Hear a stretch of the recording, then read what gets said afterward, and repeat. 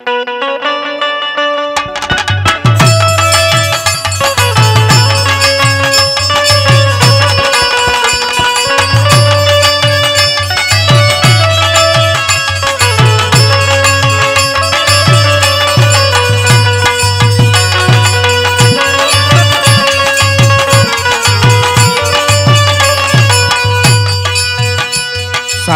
दोस्तों, मैं बैजनाथ गंवार, एक रचनाकार।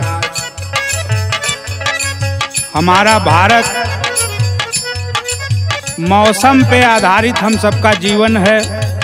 जैसा मानसून हो, जैसा गर्मी हो, जैसा जाड़ा हो, हम प्रभावित होते। और कभी सावन के महीने में, भादों के महीने में बारिश न हो तो किसान के मन में क्या उपजता है। उसके खेत में तो कुछ नहीं उपजता, लेकिन उसके मन में क्या उपजता है, किसान क्या सोचता है। वही बात भोजपुरी में, अपनी माटी की बोली में मैं बैजनाथ गंवार, मेरी रचना है, आप सबके बीच दे रहा हूँ। पसंद आए, अच्छी लगे तो आशीर्वाद देंगे। मेरे ही नाम से मेरा YouTube चैनल है बैजनाथ गंवार, आप उसे सब्सक्राइब कर सकते हैं, अपना समर्थन दे सकते हैं, सहयोग दे सकते हैं। बरसे अकस्बा से आग, बरसे अकस्बा से आग, बादर सैया कहिया लेबा। बरसे अकस्बा से आग, बादर सैया कहिया लेबा। बरसे अकस्बा से आग, बादर सैया कहिया लेबा। जैसे किसी बिरहिणी का पति परदेश चला जाए, बहुत दिन तक वापस ना आए, तो बिरहिन का जो हाल होता है, वही हाल इस धरती का है। जब बादल आएगा, बारिश होगी, तो धरती की प्यास बुझेगी, धरती खुशहाली जाहिर करेगी, हरियाली होगी। इन्हीं भावों के साथ यह गीत है। बरसे कस्बा से आग, बादर सैया कहिया लेबा। बरसे कस्बा से आग, बादर सैया कहिया लेबा। बरसे कस्बा से आग, बादर सैया कहिया लेबा। कहिया लेबा हो, कहिया लेबा, कहिया लेबा हो,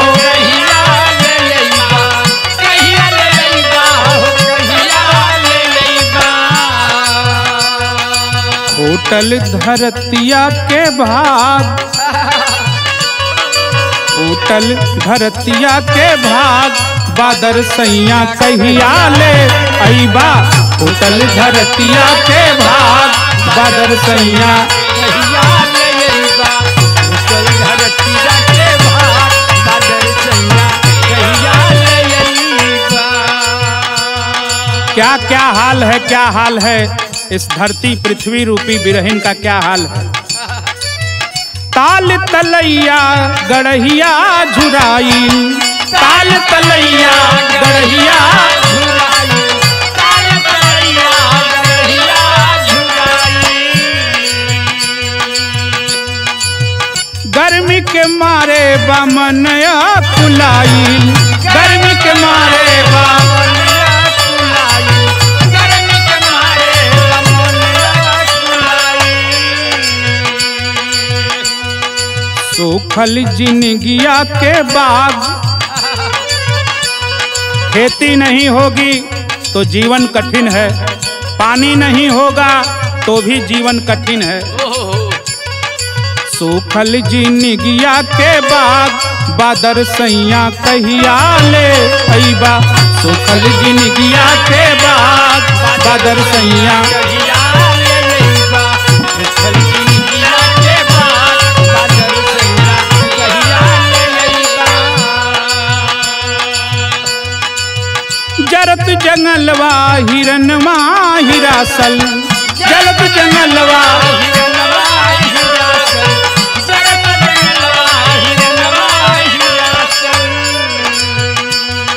मोरो नन्ना पपीहरा पियासल, मोरवन नाचे पपीहरा पियासल, मोरवन नाचे पपीहरा पियासल। कोयल ना छेड़े ले रात, कोयल ना छेड़े ले रात, बादर सैया कहिया ले बा। कोयल ना छेड़े ले रात, बादर सैया कहिया ले बा। कोयल ना छेड़े ले रात, बादल सैया कहिया ले बा।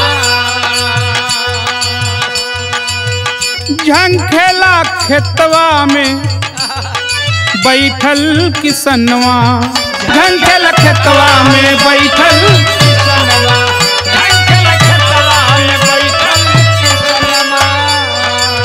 किसान को धरती पुत्र कहा गया है, और बारिश न हो तो धरती पुत्र का क्या हाल होगा।